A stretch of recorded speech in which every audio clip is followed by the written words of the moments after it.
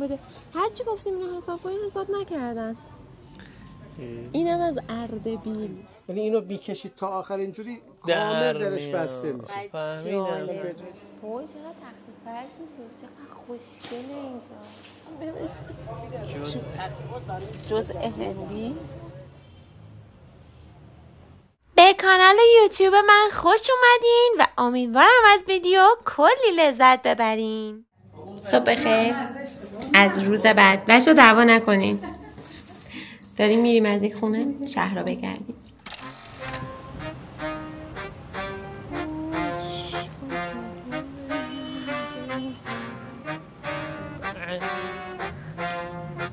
باحاله.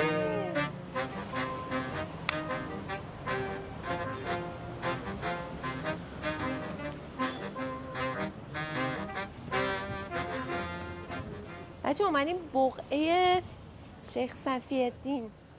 بقعه شیخ صفی‌الدین اردبیلی. ولی به دلایل خاص ما تصمیم گرفتیم که داخل رو نریم و به جاش بریم بازارهای اطرافش رو بگردیم. آخه چقدر خوشگله اینجا رو. آه جایله قشنگیه. آره چقدر نازه.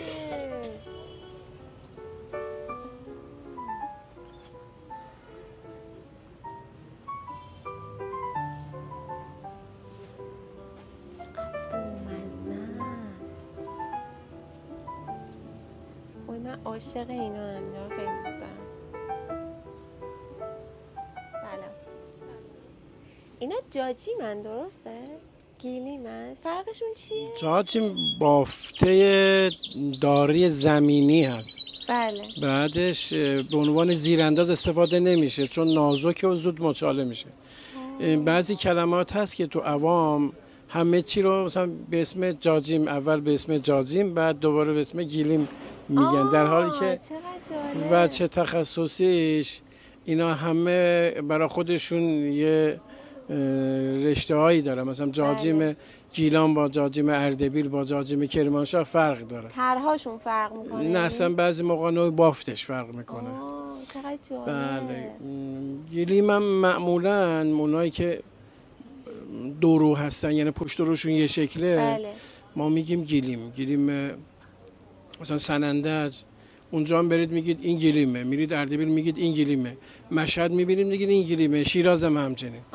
ولی بعضی هاشون تکروان مثل اونایی که اونجان. اونا تو جاهایی که بافته میشن اسم خاص محلی دارن. بله. مثلا ما بهش میگیم ورنی بافی، در حالی که مثلا تو سیرجان بافته میشه این نوع بافتو بهش میگن شیرکی پیچ. یا تا شیراز بهش میگن رند بافی، تو اطراف مشهد بهش میگن گلیم سوزنی. چقدر جالب. یعنی انقدر تفاوت داره. بله بله. حالا جاجیم هم یه نوع بافته هست، مثلا جاجیم این جاجیم طرفای ماست. بله. مال دشت موقان و ایناست. اینم همچنین میبینید. بله. اینم همچنین. این اینا برای سمت دشت موقان. بله. این مثلا نوع موادیشه، پشم آکریلیک و ایناست. بله. بعد این نوع پشمشه خانم، میبینید اینا نوع موادش با هم. این مثلا یه جاجیم قدیمی همین طرفای ماست. خب این مال جاجیم طرفای کرمانشاه، کردستان و ایلام و ایناست که بهش میگن جاجیم موج. نوع بافتشون. بله. این جاجیم مال جاجیم شیرازه، طرفای شیراز. اینا همشون با هم دیگه فرق داره نوع بافتشون. اینا چی هن؟ اونا سرمدونه. با چوب درست شده؟ چوب گردوان، همشون چوب گردوان. همشون هم کار دسته، بعد روش کار شده درسته؟ بله دقیقا. خیلی قشنگه واقعا. مرسی ازت. خواهش میکنم.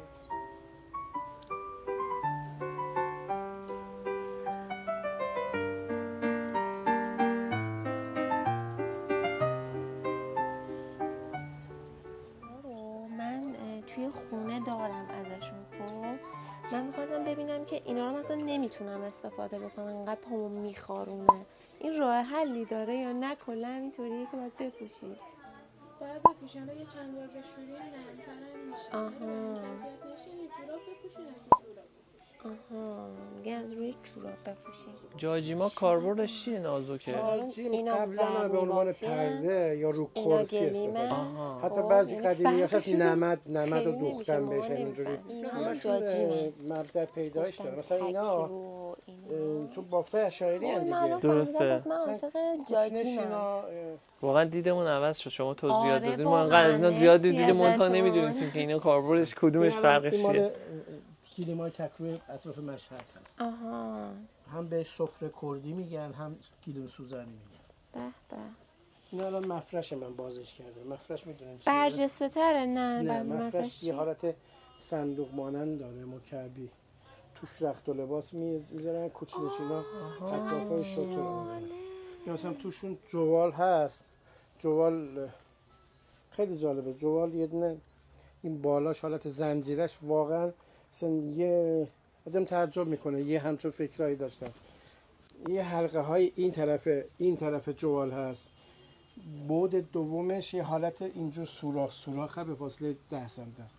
این زنجیره ها رو میذاره تو اولی، دومی رو از این سوراخ دومی رد میکنه میذاره از بین این، یعنی اینو میکشید تا آخر اینجوری کامل درش بسته میشه. فهمیدم. به جای زیپ استفاده شده. چه جالب. حالا این جاجیماتون مثلا یه چند تا نمونه مثلا 1:2 اینطوری چیزی داریم؟ اینا اصلش باید 7 تا تخته باشه، یعنی 7 تا 30 سانتی کنار هم باشه. کاملش. طولش هم تقریبا حالا نسبت به نیاز اون استفاده کننده 2 متر 2.30 تا 2.5.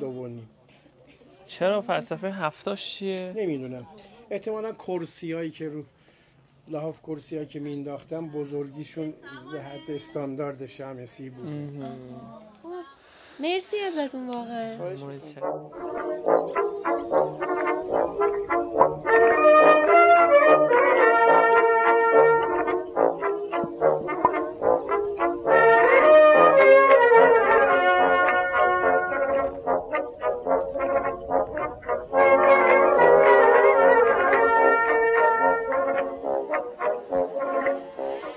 بچه ها میدونستین حلوای سیاه یکی از سوغات‌های مهم اردبیله و خیلی هم خوشمزه. سلام می‌خوام بریم تست کنیم. چقدر هم صف اینجا رو نگاه کنیم.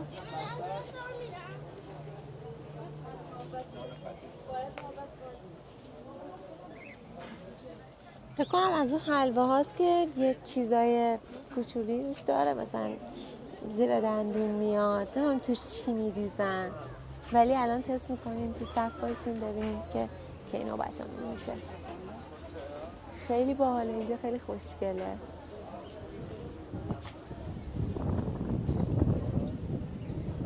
اینجا اسمش چیه؟ اینجا جنب بازار شیخ صفیه. چرا میخند؟ کاری که آمده کرد خند. توش زنجبیل داره، دارچین، میخک، هل، زیره، گلپر، جوز هندی. جوزو چجوری نوشته؟ ما یه کوچولو حلوا میخوایم برای تستش. آها ببین کوچیک‌تر. اینم داره.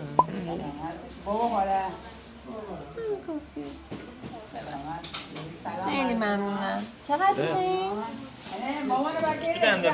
نه تست میخوام بخریم. ببین اولا که خیلی داغه، خب قشنگ گرم تازه درستش کردن. بعد گفتیم یه کوچولو ما برای تست میخوایم ببینیم چجوری میتونیم تست کنیم. یه ظرف کوچیک بهمون بده. هرچی گفتیم اینو حساب کنیم حساب نکردن. اینم از اردبیل. هر شهری میریم واقعا دمتون گرم. زنجبیل و اون یکی چیه؟ پودر نارگیل هم ریختن. جوز هندی هم داره. جوز هندی. بیا تست کنیم ببینیم چه مزه‌ایه. وای خیلی هیجان انگیزه. بذار اینو هم بزنیم اصلا.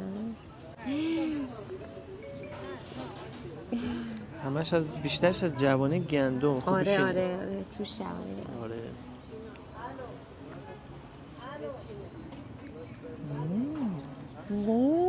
خوشمزه است. البته اینقدر صف نبودن. وای چقدر طعم متفاوتی داره. تمام نشه بریم بگیم. حیف که ما نمیتونیم بیشتر بگیریم چون همش قراره کم کنیم و اینا. این باید توی یخچال نگهداری بشه تا چند روز خراب نشه. بچه یعنی هر چی تا الان حلوا خوردیم بریزین دور. این حلوا یه چیز دیگه است، اصلا خیلی چیز متفاوتیه. چون توش جوانه گندم و عسل و این چیزا داره. چقدر خوشمزه است. خب ما اهل شیرینی نیستیم. بچه عالی بود، واقعا عالی بود. یکی از بهترین سوغات‌های اردبیل اینه. من فکر میکنم ما از جای خوبی هم گرفتیم چون خیلی یادتون باشه پشت سرتون خورده. براش صف کشیدن. الان بریم راضیشون کنیم ببینیم میتونیم حساب کنیم اینو. هر کاری کردیم حساب نکردن. ولی همش گفتن که صدای شما الان هستش بینن. گفتن که نوش جونتون هستن بابا. این تست بود. تست آخه یه قاشق میدن نه یه کاسه. خوردیم یه دل سیری حلوا خوردیم. واقعا چقدر خوشمزه بود، چقدر خوشمزه. وایسادیم تو سایه و تصمیم گرفتیم که بریم بازار بزرگ اصلی رو بگردیم. هرسی خودش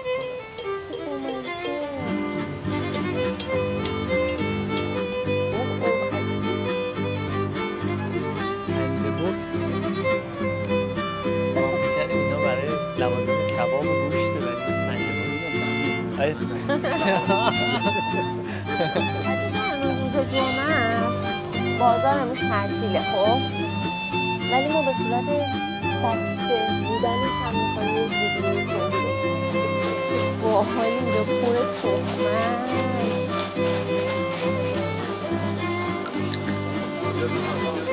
خیلی خوشمزه است. میام میگیرم برگشتن.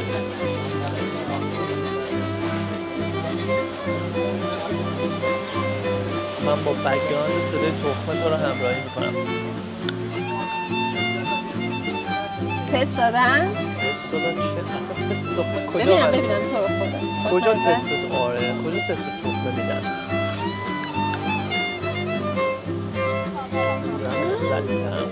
به خدا طعم تخمه‌های بچگیمو میده قشنگ. اونجور بو داده. خیلی داره. بچه من تخمه خیلی بدم میاد. اصلا تعجب نکنین تو رو خدا.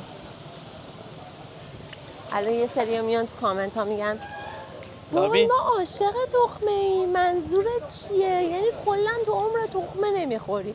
چرا یه وقتایی میخورم ولی همیشگی نه. و کلا اصلا اهلش نیستم بشینم اینجوری تخمه. من نهایتا اگه بخوام تخمه بخورم این چند تخمه کدو میخورم.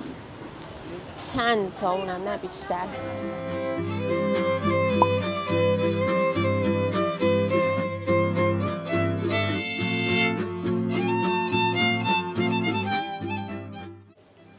چقدر اینجا صمیمی‌تر بازارش. احساس صمیمیت بیشتری میده.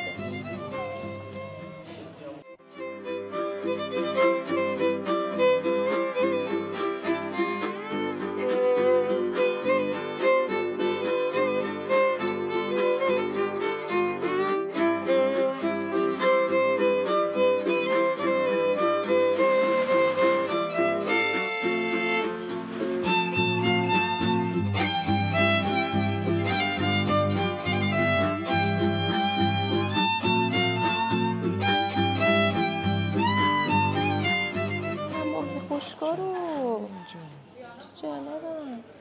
تا حالا تو اردبیل ماهی اینجوری ندیده بودم واقعا. اردبیل شعبه رشت اینجا. اوه چقدر ماهی. جالب نیست آخه اینقدر ماهی. چرا اینقدر ماهی اینجاست؟ نمیدونم یه شعبه به هر حال شعبه یعنی شعبه رشت. آخه اینجا نزدیک شماله دیگه، خیلی نزدیکه. بچه چقدر کره محلی اینجا هست. به به کره ها رو ببین. این کره ها کره گاوی گوسفندیه. اینا گاوی گوسفندی. قیمتاشو بهم میگی؟ اینا 450 میمونه. اینا 280 450. آره.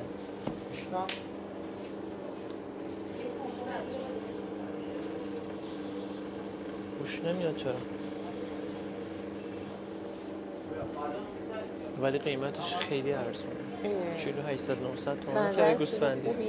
دیگه اصل باشه نمیدونم چرا اینقدر ارزونه پس.